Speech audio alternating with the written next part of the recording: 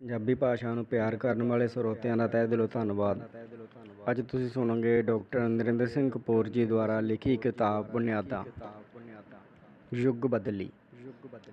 ਯੁੱਗ ਉਦੋਂ ਅਤੇ ਉੱਥੇ ਹੀ ਬਦਲਦੇ ਹਨ ਜਿੱਥੇ ਯੁੱਗ ਨੂੰ ਬਦਲਣ ਵਾਲੀਆਂ ਪਰਿਸਥਿਤੀਆਂ ਪੈਦਾ ਹੁੰਦੀਆਂ ਹਨ ਅਤੇ ਬਦਲਣ ਵਾਲੇ ਸੋਚਵਾਨ ਅਤੇ ਸਿਧਾਂਤ ਵਾਲੇ ਵਿਗਿਆਨਵਾਨ ਅਤੇ ਹਿੰਮਤੀ ਵਿਅਕਤੀ ਜ਼ਿੰਮੇਵਾਰੀ ਚੁੱਕਦੇ ਹਨ।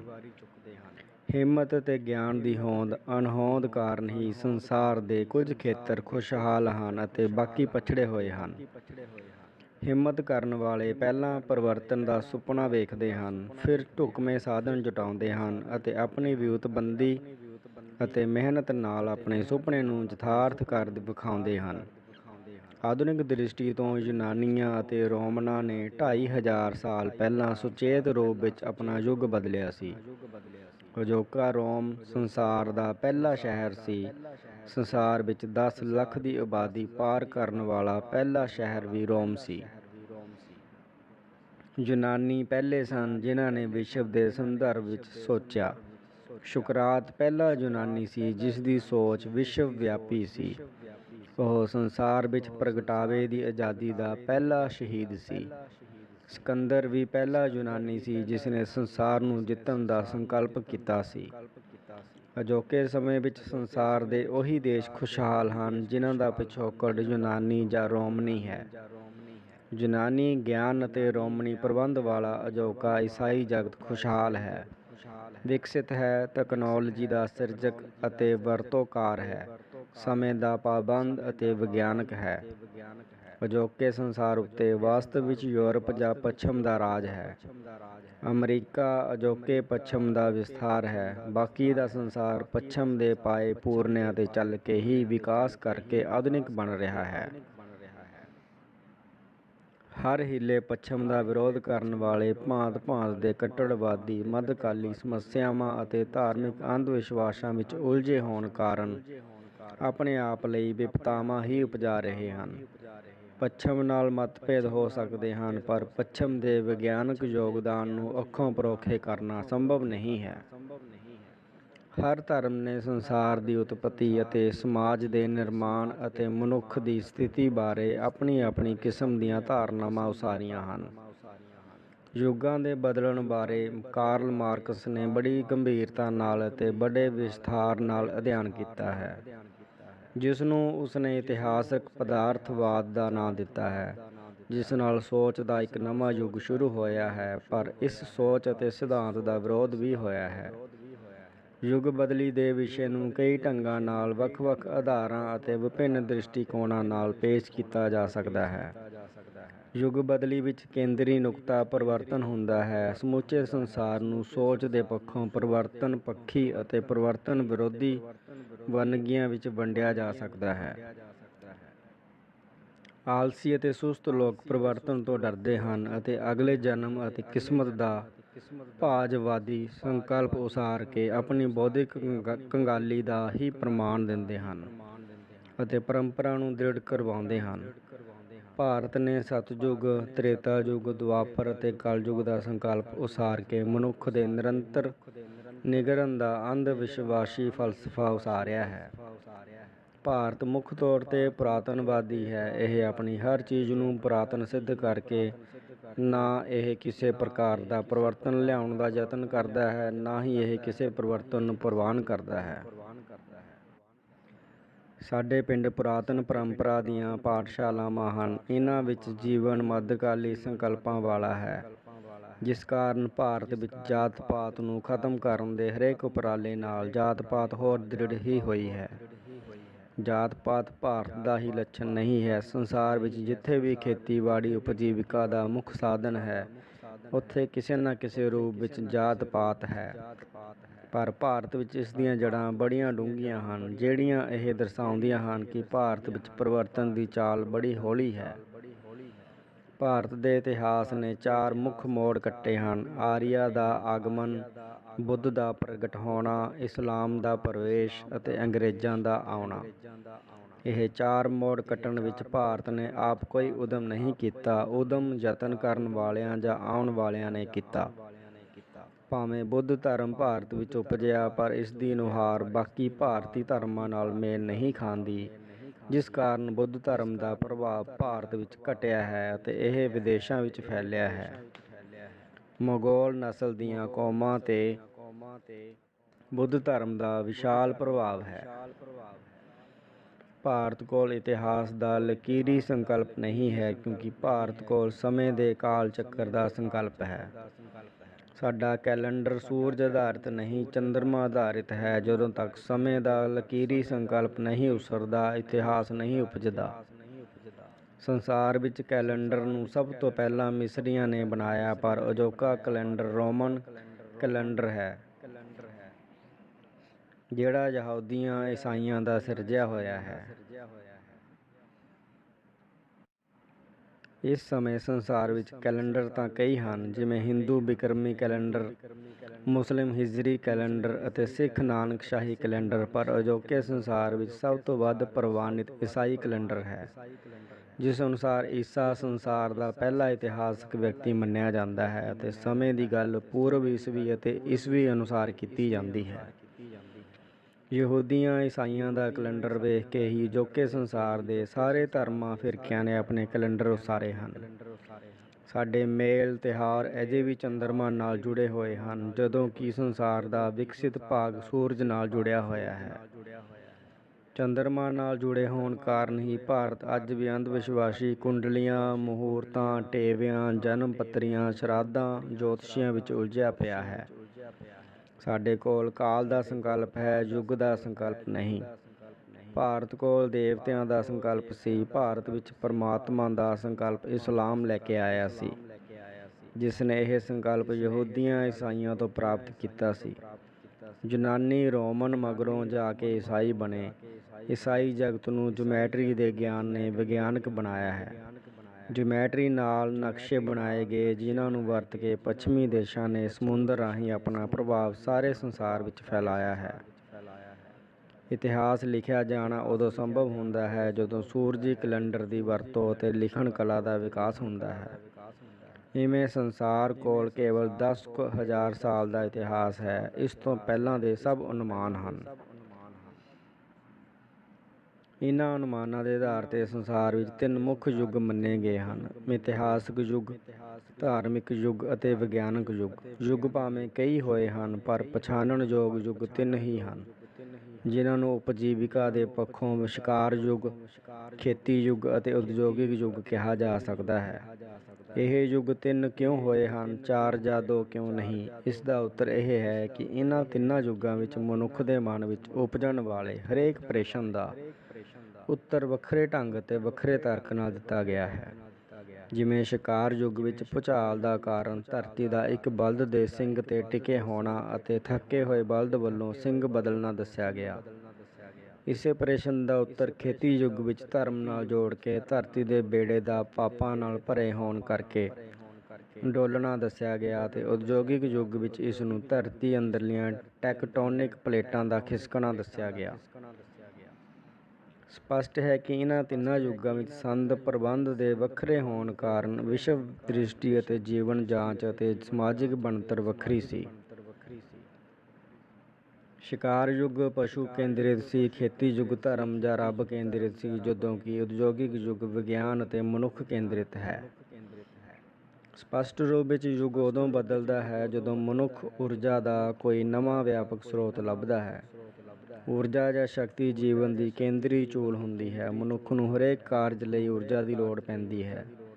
ਊਰਜਾ ਦੇ ਨਵੇਂ ਸਰੋਤ ਨਾਲ ਨਵਾਂ ਸੰਦ ਪ੍ਰਬੰਧ, ਸਮਾਜਿਕ ਪ੍ਰਣਾਲੀ, ਰਿਸ਼ਤਾ ਨਾਤਾ ਪ੍ਰਬੰਧ, ਵਿਆਹ ਪ੍ਰਣਾਲੀ, ਜਾਇਦਾਦੀ ਆਧਾਰ, ਪਹਿਰਾਵਾ, ਆਹਾਰ, ਪਾਬੰਦੀਆਂ, ਮਨਾਹੀਆਂ, ਇਸਤਰੀ ਪੁਰਸ਼ ਸੰਬੰਧ, ਕੰਮ ਧੰਦੇ, ਰਸਮ ਰਿਵਾਜ, ਰਸਮਾਂ ਰੀਤਾਂ, ਵਿਸ਼ਵਾਸ ਆਦਿ ਹੋਂਦ ਵਿੱਚ ਆਉਂਦੇ ਹਨ। ਜਦੋਂ ਯੁੱਗ ਬਦਲਦਾ ਹੈ ਤਾਂ ਸਭ ਕੁਝ ਬਦਲਦਾ ਹੈ। ਬਦਲਾਅ ਲਈ ਮੁੱਖ ਲੋੜ ਊਰਜਾ ਦੇ ਨਵੇਂ ਸਰੋਤ ਦੀ ਹੁੰਦੀ ਹੈ। ਸ਼ਿਕਾਰ ਯੁੱਗ ਵਿੱਚ ਮਨੁੱਖ ਕੋਲ ਕੇਵਲ ਆਪਣਾ ਸਰੀਰਕ ਬਲ ਸੀ, ਪੈਦਲ ਚੱਲਣ ਦੀ ਮਜਬੂਰੀ ਸੀ। ਸਾਰਾ ਜੀਵਨ 5-6 ਮੀਲ ਦੇ ਘੇਰੇ ਵਿੱਚ ਗੁਜ਼ਰਦਾ ਸੀ। ਗਿਆਨ ਸੀਮਤ ਸੀ, ਸੂਚਨਾ ਦਾ ਆਦਾਨ ਪ੍ਰਦਾਨ ਮੌਖਿਕ ਸੀ। ਖੇਤੀ ਯੁੱਗ ਵਿੱਚ ਮਨੁੱਖ ਨੇ ਪਸ਼ੂ ਬਲ ਵਰਤਣਾ ਆਰੰਭ ਕੀਤਾ, ਸਵਾਰੀ ਅਤੇ ਸਫ਼ਰ ਲਈ ਘੋੜਿਆਂ ਨੂੰ ਵਰਤਿਆ। ਅਨੁਭਵ ਖੇਤਰ ਫੈਲਿਆ, ਲਿਪੀ ਦਾ ਵਿਕਾਸ ਕੀਤਾ, ਲਿਖਣ ਦੀ ਕਲਾ ਵਿਕਸਿਤ ਹੋਈ। ਸੂਚਨਾ ਦੇ ਮੌਖਿਕ ਸੰਚਾਰ ਦੇ ਨਾਲ ਨਾਲ ਲਿਖਤੀ ਸੰਚਾਰ ਵੀ ਸੰਭਵ ਹੋਇਆ। ਮਕਾਨਕੀ ਊਰਜਾ ਉਦਯੋਗਿਕ ਯੁੱਗ ਦੀ ਚੂਲ ਹੈ। ਉਦਯੋਗਿਕ ਯੁੱਗ ਵਿੱਚ ਮਨੁੱਖ ਨੇ ਮਕਾਨਕੀ ਊਰਜਾ ਨਾਲ ਨਵਾਂ ਸੰਦ ਪ੍ਰਬੰਧ ਸਿਰਜ ਕੇ ਤੇਜ਼ ਚੱਲਣ ਵਾਲੇ ਵਾਹਨਾਂ ਦਾ ਨਿਰਮਾਣ ਕਰਕੇ ਆਪਣੇ ਕਾਰਜਾਂ ਦੀ ਰਫ਼ਤਾਰ ਵਧਾ ਕੇ ਆਪਣਾ ਅਨੁਭਵ ਖੇਤਰ ਵਿਸ਼ਾਲ ਕੀਤਾ ਅਤੇ ਛਾਪੇਖਾਨੇ ਦੀ ਕਾਢ ਨਾਲ ਗਿਆਨ ਦਾ ਪ੍ਰਸਾਰ ਕੀਤਾ ਹੈ। ਉਪਰੋਕਤ ਤੋਂ ਸਪਸ਼ਟ ਹੈ ਕਿ ਸ਼ਿਕਾਰ ਯੁੱਗ ਵਿੱਚ ਮਨੁੱਖ ਕੋਲ ਕੇਵਲ ਸਰੀਰਕ ਬਲ ਜਾਂ ਊਰਜਾ ਸੀ। ਖੇਤੀ ਯੁੱਗ ਵਿੱਚ ਉਸਨੇ ਸਰੀਰਕ ਬਲ ਦੇ ਨਾਲ ਪਸ਼ੂ ਬਲ ਵਰਤਣਾ ਸਿੱਖਿਆ ਅਤੇ ਉਦਯੋਗਿਕ ਯੁੱਗ ਵਿੱਚ ਸਰੀਰਕ ਬਲ ਅਤੇ ਪਸ਼ੂ ਬਲ ਦੇ ਨਾਲ ਮਕਾਨਕੀ ਬਲ ਵਰਤਣ ਦੀ ਯੋਗਤਾ ਉਪਜਾਈ। ਬਾਕੀ ਜੋ ਕੁਝ ਵੀ ਵਾਪਰਿਆ ਹੈ ਉਹ ਇਹਨਾਂ ਮੁੱਖ ਪਰਿਵਰਤਨਾਂ ਅਧੀਨ ਵਾਪਰਿਆ ਹੈ। ਹੁਣ ਅਸੀਂ ਚੌਥੇ ਯੁੱਗ ਵੱਲ ਵੱਧ ਰਹੇ ਹਾਂ, ਜਿਹੜਾ ਸੂਰਜੀ ਊਰਜਾ 'ਤੇ ਆਧਾਰਿਤ ਹੋਵੇਗਾ ਅਤੇ ਜਿਹੜਾ ਕੰਪਿਊਟਰ ਅਤੇ ਰੋਬੋਟ ਅਤੇ ਨੈਨੋ ਟੈਕਨੋਲੋਜੀ ਕੇਂਦਰਿਤ ਹੋਵੇਗਾ। ਇਸ ਯੁੱਗ ਨੂੰ ਟੈਕਨੋਲੋਜੀ ਦਾ ਯੁੱਗ ਕਿਹਾ ਜਾਵੇਗਾ। ਸਪਸ਼ਟ ਹੈ ਕਿ ਜਦੋਂ ਤੱਕ ਕੋਈ ਸਮਾਜ ਸਰੀਰਕ ਬਲ ਹੀ ਵਰਤਦਾ ਹੈ, ਉਹ ਸ਼ਿਕਾਰ ਯੁੱਗ ਜਾਂ ਆਦਿਵਾਸੀ ਸਥਿਤੀ ਵਿੱਚ ਹੀ ਰਹਿੰਦਾ ਹੈ, ਅਤੇ ਜਦੋਂ ਤੱਕ ਕੋਈ ਸਮਾਜ ਸਰੀਰਕ ਅਤੇ ਪਸ਼ੂ ਬਲ ਵਰਤਦਾ ਰਹਿੰਦਾ ਹੈ, ਉਹ ਖੇਤੀ ਯੁੱਗ ਵਿੱਚ ਹੀ ਵਿਚਰਦਾ ਰਹਿੰਦਾ ਹੈ। ਉਦਯੋਗਿਕ ਯੁੱਗ ਤੇਲ, ਭਾਫ਼ ਜਾਂ ਬਿਜਲੀ ਤੋਂ ਉਪਜਣ ਵਾਲੀ ਮਕਾਨਕੀ ਊਰਜਾ ਤੋਂ ਬਿਨਾਂ ਸੰਭਵ ਨਹੀਂ ਹੁੰਦਾ। ਅਗਲੇਰੇ ਯੁੱਗ ਲਈ ਅਮੁੱਕ ਊਰਜਾ ਦੀ ਲੋੜ ਪਏਗੀ, ਜਿਸਨੂੰ ਸੂਰਜ ਹੀ ਪੂਰੀ ਕਰ ਸਕੇਗਾ।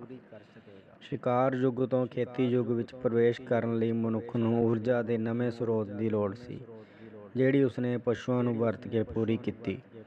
ਇਸ ਉਦੇਸ਼ ਦੀ ਪੂਰਤੀ ਲਈ ਮਨੁੱਖ ਨੇ ਆਪਣਾ ਗਿਆਨ ਵਰਤ ਕੇ ਸਮੁੱਚੇ ਪਸ਼ੂ ਜਗਤ ਨੂੰ ਲਾਭਕਾਰੀ ਅਤੇ ਹਾਨੀਕਾਰਕ ਵੰਨਗੀਆਂ ਵਿੱਚ ਵੰਡਿਆ ਅਤੇ ਪਾਲ ਕੇ ਲਾਭਕਾਰੀ ਪਸ਼ੂਆਂ ਦੀ ਗਿਣਤੀ ਵਧਾਈ ਅਤੇ ਹਾਨੀਕਾਰਕ ਜੀਵਾਂ ਨੂੰ ਮਾਰਨ ਦਾ ਉਪਰਾਲਾ ਸਿੱਖਿਆ।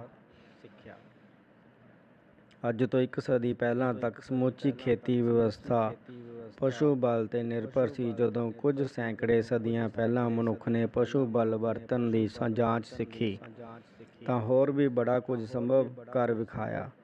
ਉਸਨੇ ਧਰਤੀ ਹੇਠਲਾ ਪਾਣੀ ਲੱਭ ਕੇ ਖੂਹਾਂ ਰਾਹੀਂ ਪਿੰਡ ਵਸਾਏ। ਇਵੇਂ ਖੂਹ ਰਾਹੀਂ ਮਨੁੱਖ ਸਮੁੰਦਰ, ਦਰਿਆ, ਝੀਲ, ਝਰਨੇ ਆਦਿ ਤੋਂ ਦੂਰ ਵੀ ਰਹਿਣ ਦੇ ਯੋਗ ਹੋਇਆ। ਅੱਗ ਬਾਲਣੀ ਸਿੱਖ ਕੇ ਮਨੁੱਖ ਨੇ ਘਰੇਲੂ ਜੀਵਨ ਦੀ ਨੀਂਹ ਰੱਖੀ। ਇਸ ਤੋਂ ਪਹਿਲਾਂ ਮਨੁੱਖ ਜੰਗਲ ਨੂੰ ਲੱਗੀ ਅੱਗ ਵੇਖਦਾ ਤਾਂ ਸੀ, ਪਰ ਉਸਨੂੰ ਅੱਗ ਬਾਲਣੀ ਨਹੀਂ ਸੀ ਆਉਂਦੀ। ਮਨੁੱਖ ਉਸ ਅੱਗ ਨੂੰ ਵਰਤ ਸਕਦਾ ਹੈ ਜਿਹੜੀ ਉਸ ਦੇ ਕਾਬੂ ਵਿੱਚ ਹੋਵੇ। ਇਵੇਂ ਹੀ ਉਹੀ ਪਾਣੀ ਵਰਤਿਆ ਜਾ ਸਕਦਾ ਹੈ ਜਿਹੜਾ ਮਨੁੱਖ ਦੇ ਕਾਬੂ ਵਿੱਚ ਹੋਵੇ। ਜੰਗਲ ਦੀ ਅੱਗ ਵਾਂਗ ਹੀ ਹੜ੍ਹ ਦੇ ਪਾਣੀ ਦਾ ਲਾਭ ਨਹੀਂ ਉਠਾਇਆ ਜਾ ਸਕਦਾ। ਅੱਗ ਬਾਲਣ ਦੀ ਕਲਾ ਵਾਂਗ ਹੀ ਮਨੁੱਖ ਨੇ ਗਿਣਤੀ ਮਿਣਤੀ ਕਰਨ ਦੀ ਯੋਗਤਾ ਉਪਜਾਈ ਹੈ ਅਤੇ ਆਲੇ ਦੁਆਲੇ ਨੂੰ ਕਾਬੂ ਕਰਨਾ ਸਿੱਖਿਆ ਹੈ। ਜਿਓਮੈਟਰੀ, ਮੈਥੇਮੈਟਿਕਸ ਅਤੇ ਕੰਪਾਸ ਇਸੇ ਕਲਾ ਦਾ ਵਿਗਿਆਨਕ ਰੂਪ ਹਨ, ਜਿਨ੍ਹਾਂ ਨਾਲ ਮਨੁੱਖ ਨੇ ਗਿਣਤੀਆਂ ਮਿਣਤੀਆਂ ਰਾਹੀਂ ਨਵੀਆਂ ਧਰਤੀਆਂ ਅਤੇ ਨਵੇਂ ਗ੍ਰਹਿਆਂ ਨੂੰ ਲੱਭਿਆ ਹੈ। ਖੇਤੀ ਯੁੱਗ ਦੀ ਵਿਵਸਥਾ ਨੂੰ ਪੱਕੇ ਪੈਰੀਂ ਕਰਨ ਵਾਸਤੇ ਸਮਾਜਿਕ ਪ੍ਰਬੰਧ ਲਈ ਜਾਤ ਪਾਤ ਪ੍ਰਣਾਲੀ, ਜਾਇਦਾਦ ਦਾ ਸੰਕਲਪ, ਵਾਰਿਸ ਦੀ ਲੋੜ ਕਾਰਨ ਵਿਆਹ ਦੀ ਪ੍ਰਥਾ, ਵਿਆਹ ਨਾਲ ਸੰਬੰਧਿਤ ਰਸਮਾਂ ਰੀਤਾਂ, ਇਸਤਰੀ ਪੁਰਸ਼ ਦੇ ਸੱਭਿਆਚਾਰਕ ਅਤੇ ਆਰਥਿਕ ਕਾਰਜਾਂ ਕੰਮਾਂ ਦੀ ਵੰਡ ਅਤੇ ਵਿਹਲੇ ਸਮੇਂ ਨੂੰ ਪੂਰਨ ਲਈ ਮੇਲਿਆਂ ਤਿਉਹਾਰਾਂ ਦਾ ਨਿਰਮਾਣ ਹੋਇਆ ਹੈ। ਖੇਤੀ ਯੁੱਗ ਵਿੱਚ ਕੁਝ ਸਿਆਣੇ ਲੋਕਾਂ ਨੇ ਆਲੇ ਦੁਆਲੇ ਨੂੰ ਘੋਖਣਾ ਆਰੰਭ ਕੀਤਾ ਅਤੇ ਕੁਦਰਤ ਵਿੱਚ ਕਾਰਨ ਕਾਰਜ ਵਿਚਲੇ ਸੰਬੰਧਾਂ ਨੂੰ ਜਾਣਿਆ। ਕਾਰਨ ਕਾਰਜ ਦਾ ਸੰਬੰਧ ਸਮੁੱਚੇ ਵਿਗਿਆਨ ਦਾ ਆਧਾਰ ਹੈ। ਮਨੁੱਖ ਨੇ ਲੱਕੜ ਨਾਲ ਅੱਗ ਬਾਲਣੀ ਆਰੰਭ ਕੀਤੀ ਕਿਉਂਕਿ ਉਸਨੂੰ ਲੱਕੜ ਅਤੇ ਅੱਗ ਦੇ ਕਾਰਨ ਕਾਰਜ ਸੰਬੰਧ ਦਾ ਪਤਾ ਲੱਗ ਗਿਆ ਸੀ। ਪਸ਼ੂਆਂ ਅਤੇ ਪੰਛੀਆਂ ਨੂੰ ਇਸ ਸੰਬੰਧ ਦਾ ਪਤਾ ਨਾ ਹੋਣ ਕਰਕੇ ਉਹਨਾਂ ਦਾ ਜੀਵਨ ਅੱਜ ਵੀ ਉਵੇਂ ਹੈ ਜਿਵੇਂ ਹਜ਼ਾਰਾਂ ਲੱਖਾਂ ਸਾਲ ਪਹਿਲੇ ਸੀ। ਮਨੁੱਖ ਨੇ ਕੁਦਰਤ ਦੇ ਵਰਤਾਰਿਆਂ ਨੂੰ ਸਮਝ ਕੇ ਕੁਝ ਵਿਸ਼ਵ ਵਿਆਪੀ ਨੇਮਾਂ ਦਾ ਪਤਾ ਲਾਇਆ ਹੈ। ਧਰਮ ਦੇ ਨੇਮ ਸਥਾਨਕ ਹੁੰਦੇ ਹਨ, ਜਿਵੇਂ ਤਿੱਬਤੀਆਂ ਦਾ ਸਵਰਗ ਨਿੱਘਾ ਹੈ ਅਤੇ ਮਾਰੂਥਲਾਂ ਦੇ ਵਸਨੀਕਾਂ ਦਾ ਸਵਰਗ ਠੰਡਾ ਹੈ, ਪਰ ਵਿਗਿਆਨ ਦੇ ਨੇਮ ਸਭ ਥਾਈਂ ਇਕਸਾਰ ਲਾਗੂ ਹੁੰਦੇ ਹਨ। ਧਰਮ ਨੇ ਪਰਮਾਤਮਾ ਦੀ ਹੋਂਦ ਸਥਾਪਿਤ ਕਰਨ ਲਈ ਧਾਰਮਿਕ ਗ੍ਰੰਥਾਂ ਵਿੱਚ ਦਰਜ ਕਥਨਾਂ ਅਤੇ ਕੁਦਰਤ ਦੇ ਪਸਾਰੇ ਨੂੰ ਆਧਾਰ ਬਣਾਇਆ ਹੈ, ਜਦੋਂ ਕਿ ਵਿਗਿਆਨ ਨੇ ਧਾਰਮਿਕ ਗ੍ਰੰਥਾਂ ਦਾ ਨਹੀਂ, ਕੁਦਰਤ ਦਾ ਸਿਲਸਿਲੇਵਾਰ ਅਧਿਐਨ ਕਰਕੇ ਵੱਖ ਵੱਖ ਵਰਤਾਰਿਆਂ ਵਿਚਲੇ ਸਰਬ ਵਿਆਪੀ ਨੇਮ ਲੱਭ ਕੇ ਯੰਤਰਾਂ ਦਾ ਨਿਰਮਾਣ ਕੀਤਾ ਹੈ ਅਤੇ ਭਾਫ਼ ਨੂੰ ਵਰਤਣ ਦੀ ਜੁਗਤ ਕੱਢੀ ਹੈ ਅਤੇ ਇੰਜਣ ਦੀ ਸ਼ਕਤੀ ਅਤੇ ਬਿਜਲੀ ਨੂੰ ਵਰਤ ਕੇ ਉਦਯੋਗਿਕ ਯੁੱਗ ਦਾ ਆਰੰਭ ਕੀਤਾ ਹੈ। 19ਵੀਂ ਸਦੀ ਦੇ ਅੱਧ ਤੱਕ ਸੰਸਾਰ ਵਿੱਚ ਅਮੀਰੀ ਗਰੀਬੀ ਦਾ ਪਾੜਾ ਪ੍ਰਤੱਖ ਨਹੀਂ ਸੀ। ਇਹ ਪਾੜਾ ਉਦਯੋਗਿਕ ਯੁੱਗ ਅਤੇ ਪੂੰਜੀਵਾਦੀ ਵਿਵਸਥਾ ਨੇ ਉਘਾੜਿਆ ਹੈ। ਉਦਯੋਗਿਕ ਯੁੱਗ ਵਿੱਚ ਕਾਰਖਾਨਿਆਂ ਵਾਲੇ ਕਾਮਿਆਂ ਦੀ ਮਿਹਨਤ ਨੂੰ ਹਥਿਆਉਣ ਕਰਕੇ ਇਕੱਠੀ ਹੋਈ ਦੌਲਤ ਅਤੇ ਮੁਨਾਫੇ ਵਾਲੀ ਵਪਾਰਕ ਬਿਰਤੀ ਕਾਰਨ ਅਮੀਰ ਹੁੰਦੇ ਗਏ, ਜਦੋਂ ਕਿ ਖੇਤੀ ਕਰਨ ਵਾਲੇ ਪਹਿਲਾਂ ਵਾਂਗ ਹੀ ਉਵੇਂ ਹੀ ਰਹੇ, ਪਰ ਕਾਰਖਾਨੇਦਾਰਾਂ ਦੀ ਤੁਲਨਾ ਵਿੱਚ ਖੇਤੀ ਕਰਨ ਵਾਲੇ ਗਰੀਬ ਵਿਖਾਈ ਦੇਣ ਲੱਗੇ। ਫੈਕਟਰੀਆਂ ਦੁਆਲੇ ਕਸਬੇ ਵਸੇ, ਕਸਬੇ ਵੱਡੇ ਹੋ ਕੇ ਸ਼ਹਿਰ ਬਣ ਗਏ। ਨਵੇਂ ਵਿਗਿਆਨ ਹੋਂਦ ਵਿੱਚ ਆਏ। ਸਿੱਖਿਅਤ ਅਮਲੇ ਦੀ ਲੋੜ ਪੂਰੀ ਕਰਨ ਲਈ ਵਿਦਿਅਕ ਸੰਸਥਾਵਾਂ ਉਸਰੀਆਂ। ਜੀਵਨ ਦਾ ਸ਼ਹਿਰੀਕਰਨ ਹੋਇਆ। ਮੱਧ ਸ਼੍ਰੇਣੀ ਉੱਭਰੀ। ਸਾਮੰਤਵਾਦੀ ਬਾਦਸ਼ਾਹੀਆਂ ਦਾ ਭੋਗ ਪਿਆ। ਸੁਤੰਤਰਤਾ ਅੰਦੋਲਨਾਂ ਰਾਹੀਂ ਦੇਸ਼ ਆਜ਼ਾਦ ਹੋਏ। ਪ੍ਰਜਾਤੰਤਰ ਉੱਭਰਨ ਲੱਗੇ। ਨਵੇਂ ਫ਼ਲਸਫ਼ੇ ਜਨਮੇ। ਮੁਕਾਬਲੇ ਦੀ ਬਿਰਤੀ ਅਧੀਨ ਸਮਾਜਵਾਦ ਅਤੇ ਪੂੰਜੀਵਾਦ ਨੇ ਇੱਕ ਦੂਜੇ ਨੂੰ ਚੁਣੌਤੀ ਦਿੱਤੀ। ਇਵੇਂ ਊਰਜਾ ਦੇ ਮਕਾਨਕੀ ਸਰੋਤ ਨੇ ਜੀਵਨ ਦੀ ਰਫ਼ਤਾਰ ਤੇਜ਼ ਕੀਤੀ, ਸੁੱਖ ਸਾਧਨ ਵਧਾਏ, ਨਵੇਂ ਰਿਸ਼ਤੇ ਉਸਾਰੇ ਅਤੇ ਜਾਤ ਦੀ ਥਾਂ ਜਮਾਤ, ਪਰਮਾਤਮਾ ਦੀ ਥਾਂ ਮਨੁੱਖ, ਪੋਥੀ ਦੀ ਥਾਂ ਪੁਸਤਕ, ਪਿੰਡ ਦੀ ਥਾਂ ਸ਼ਹਿਰ ਨੇ ਲਈ। ਨਵੀਂ ਜੀਵਨ ਜਾਂਚ ਉਸਰੀ ਅਤੇ ਸਮਾਚਾਰ ਪੱਤਰ, ਰੇਡੀਓ, ਸਿਨੇਮਾ, ਟੈਲੀਵਿਜ਼ਨ ਆਦਿ ਸੂਚਨਾ ਅਤੇ ਮਨੋਰੰਜਨ ਦੇ ਨਵੇਂ ਸਾਧਨ ਹੋਂਦ ਵਿੱਚ ਆਏ। ਰੇਡੀਓ, ਸਿਨੇਮੇ ਅਤੇ ਟੈਲੀਵਿਜ਼ਨ ਨੇ ਇਸਤਰੀ ਨੂੰ ਉਭਾਰਿਆ ਹੈ ਅਤੇ ਇਸਤਰੀ ਨੇ ਇਹਨਾਂ ਮਨੋਰੰਜਨੀ ਸਾਧਨਾਂ ਨੂੰ ਹਰਮਨ ਪਿਆਰਾ ਬਣਾਇਆ ਹੈ। ਇਸਤਰੀ ਦੇ ਵਿਕਾਸ ਵਿੱਚ ਸਿੱਖਿਆ, ਬਿਜਲੀ ਅਤੇ ਗਰਭ ਰੋਕੂ ਵਿਧੀਆਂ ਨੇ ਮਹੱਤਵਪੂਰਨ ਭੂਮਿਕਾ ਨਿਭਾਈ ਹੈ। ਇਹ ਸਾਰੇ ਉਦਯੋਗਿਕ ਯੁੱਗ ਦੀ ਦੇਣ ਹਨ। ਸਪਸ਼ਟ ਹੈ ਕਿ ਸ਼ਿਕਾਰ ਯੁੱਗ ਦੇ ਵਾਸੀ ਜੰਗਲਾਂ ਦੇ ਵਾਸੀ ਸਨ। ਖੇਤੀ ਯੁੱਗ ਨੇ ਪਿੰਡ ਵਸਾਏ, ਜਦੋਂ ਕਿ ਉਦਯੋਗਾਂ ਨੇ ਸ਼ਹਿਰ ਉਸਾਰੇ ਹਨ। ਹੁਣ ਵੀ ਜੰਗਲਾਂ ਦੇ ਆਦਿਵਾਸੀ ਖੇਤੀ ਯੁੱਗ ਦਾ ਲਾਭ ਨਹੀਂ ਉਠਾ ਸਕਦੇ ਅਤੇ ਪਿੰਡਾਂ ਵਿੱਚ ਰਹਿਣ ਵਾਲੇ ਲੋਕ ਉਦਯੋਗਿਕ ਯੁੱਗ ਦੇ ਉਸਾਰੇ ਮਹਾਨਗਰਾਂ ਦੀਆਂ ਸਾਰੀਆਂ ਸਹੂਲਤਾਂ ਅਤੇ ਸੰਭਾਵਨਾਵਾਂ ਨਹੀਂ ਹੰਢਾ ਸਕਦੇ। ਇਸ ਵੇਲੇ ਸਾਰਾ ਸੰਸਾਰ ਵਿਕਸਿਤ ਦੇਸ਼ਾਂ ਵੱਲ ਅੱਡੀਆਂ ਚੁੱਕ ਕੇ ਵੇਖ ਰਿਹਾ ਹੈ ਅਤੇ ਸੰਸਾਰ ਦਾ ਹਰ ਦੇਸ਼ ਅਮਰੀਕਾ ਜਿਤਨੀ ਤਰੱਕੀ ਕਰਨੀ ਚਾਹੁੰਦਾ ਹੈ। ਸਰੀਰਕ ਬਲ, ਪਸ਼ੂ ਬਲ ਅਤੇ ਮਕਾਨਕੀ ਬਲ ਤੋਂ ਅਗਲੇਰਾ ਪੜਾਅ ਸੂਰਜੀ ਊਰਜਾ ਦਾ ਹੋਵੇਗਾ। ਇਹ ਚੌਥਾ ਭਾਵ ਸੂਰਜੀ ਤਕਨਾਲੋਜੀ ਦਾ ਯੁੱਗ ਹੋਵੇਗਾ। ਸੂਰਜੀ ਊਰਜਾ ਦੇ ਪੱਖੋਂ ਏਸ਼ੀਆਈ ਦੇਸ਼ਾਂ ਵਿੱਚ ਧੁੱਪ ਦੀ ਭਰਮਾਰ ਹੈ। ਇਸੇ ਲਈ ਅਜੋਕੀ ਸਦੀ ਨੂੰ ਏਸ਼ੀਆਈ ਸਦੀ ਕਿਹਾ ਜਾ ਰਿਹਾ ਹੈ। ਸੂਰਜੀ ਊਰਜਾ ਨਾਲ ਵਿਕਾਸ ਚੰਗੇਰਾ, ਸੁਖਾਵਾਂ ਅਤੇ ਪ੍ਰਦੂਸ਼ਣ ਰਹਿਤ ਹੋਵੇਗਾ। ਸੰਸਾਰ ਦੇ ਚੌਥੇ ਯੁੱਗ ਵਿੱਚ ਜੀਵਨ ਦੇ ਆਧਾਰ, ਤਰਜੀਹਾਂ, ਰਿਸ਼ਤੇ ਅਤੇ ਉਦੇਸ਼ ਵੱਖਰੇ ਹੋਣਗੇ। ਸਮੱਸਿਆਵਾਂ ਵੀ ਨਵੀਂ ਪ੍ਰਕਾਰ ਦੀਆਂ ਹੋਣਗੀਆਂ। ਸੰਦ, ਪ੍ਰਬੰਧ, ਕੰਮ ਧੰਦੇ ਅਤੇ ਢੰਗ ਤਰੀਕੇ ਬਦਲਣਗੇ। ਵਿਸ਼ਵ ਪੱਧਰ 'ਤੇ ਪਰਿਵਰਤਨ ਦੀਆਂ ਇਹ ਨਿਸ਼ਾਨੀਆਂ ਆਲੇ ਦੁਆਲੇ ਵਿੱਚ ਉੱਭਰਨ ਲੱਗ ਪਈਆਂ ਹਨ। ਅਜੋਕਾ ਸੰਸਾਰ ਇੱਕ ਨਵੇਂ ਯੁੱਗ ਦੀ ਦਹਿਲੀਜ਼ 'ਤੇ ਖਲੋਤਾ ਹੈ। ਜਿਹੜੇ ਤਿਆਰ ਹੋਣਗੇ ਉਹ ਹੀ ਪ੍ਰਵੇਸ਼ ਕਰਨਗੇ। ਜਿਹੜੇ ਹਿੰਮਤ ਕਰਨਗੇ ਉਹੀ ਲਾਭ ਉਠਾਉਣਗੇ। ਚੈਨਲ ਨੂੰ ਸਬਸਕ੍ਰਾਈਬ ਕਰਨ ਲਈ ਧੰਨਵਾਦ। ਤੁਹਾਡਾ ਦਿਨ ਸ਼ੁਭ ਰਹੇ।